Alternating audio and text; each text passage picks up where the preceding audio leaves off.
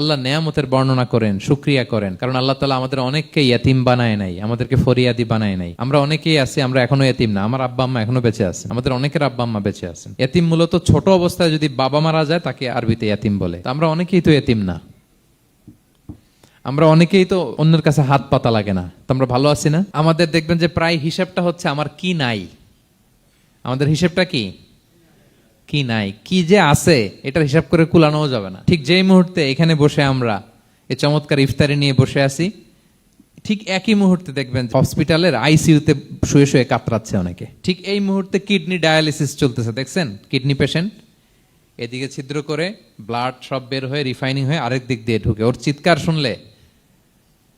Burn ইউনিটে গেছেন কখনো? আগুনে পোড়া রোগী, আপনার তো অনেক কিছু নাই, আমার এটা নাই ওইটা নাই, আল্লাহ এটা দিল না, এটা নিয়ে আসেন। আপনি বার্ন ইউনিটে একদিন যায়েন, তাহলে বুঝবেন যে আল্লাহ আপনার কত শান্তিতে রেখেছে।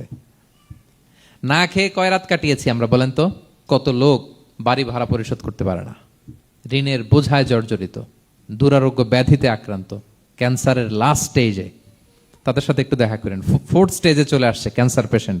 তার চেহারা, তার খাবার, তার চলাফেরা, কিভাবে তার প্রতিটা সেকেন্ড কাটে, একটু দেখে আসবেন, তাইলে বুঝবেন যে কত আল্লাহর দেয়া নেয়ামতের সাগরে হাবুডুবু খাই আমরা।